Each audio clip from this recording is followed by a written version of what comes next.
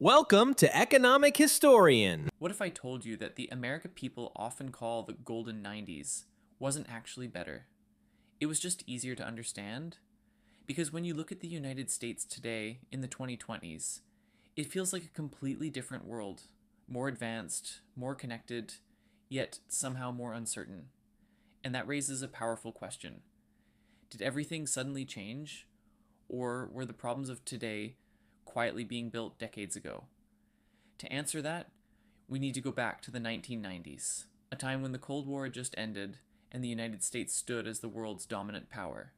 There was confidence everywhere.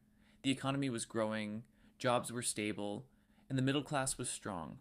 For many families, one steady income was enough to support a comfortable life. Housing was affordable, education was still within reach, and the future felt predictable.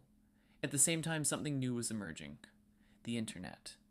But back then, it wasn't controlling people's lives. It was simply a tool, a promise of opportunity, not a system shaping behavior. But beneath this stability, a silent shift had already begun. Companies started moving manufacturing overseas to cut costs. Global trade expanded rapidly.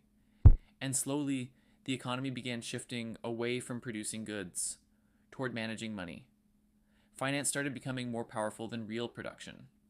At first, this change made things look even better. Prices dropped, markets grew, and profits increased. But this shift also created a hidden imbalance, one that wouldn't fully reveal itself until years later. As we move into the 2000s, this system begins to accelerate. The internet explodes into everyday life. Then come smartphones, then social media. Technology is no longer just a tool, it becomes a lifestyle.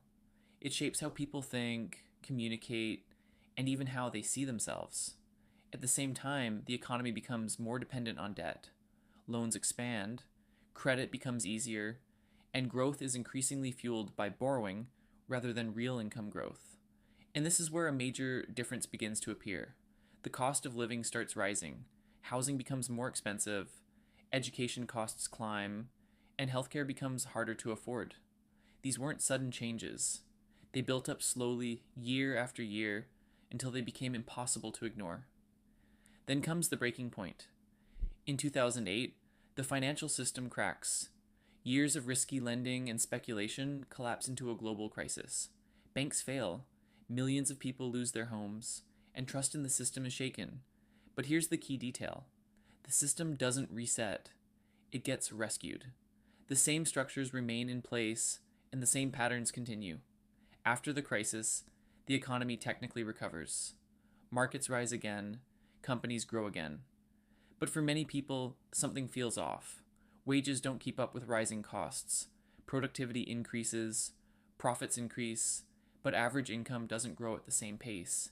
And that creates a gap that defines the reality of the 2020s. Now look at today. Housing is no longer easily affordable.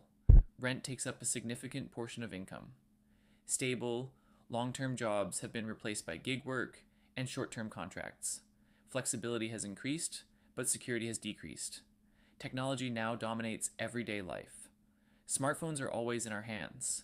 Social media constantly demands attention. Information moves instantly, but it's also fragmented, creating division and confusion. And perhaps the biggest difference isn't economic, it's psychological.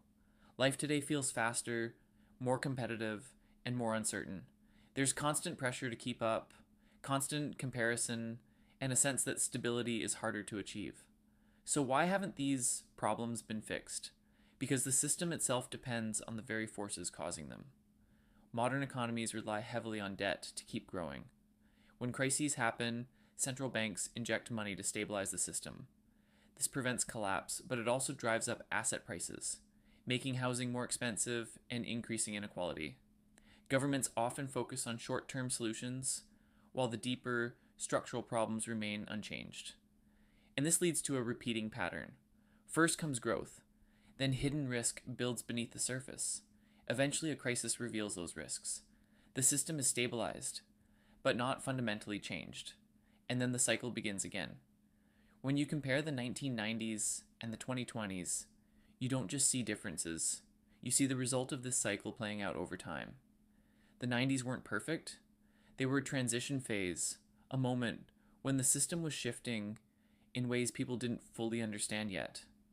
The 2020s aren't random. They are the outcome of those shifts, the consequences of decisions made over decades. And the system itself hasn't collapsed, but it has transformed. It has become faster, more complex, and more dependent on forces that are harder to control. If you enjoy learning from Economic Historian, don't forget to subscribe and be part of the journey.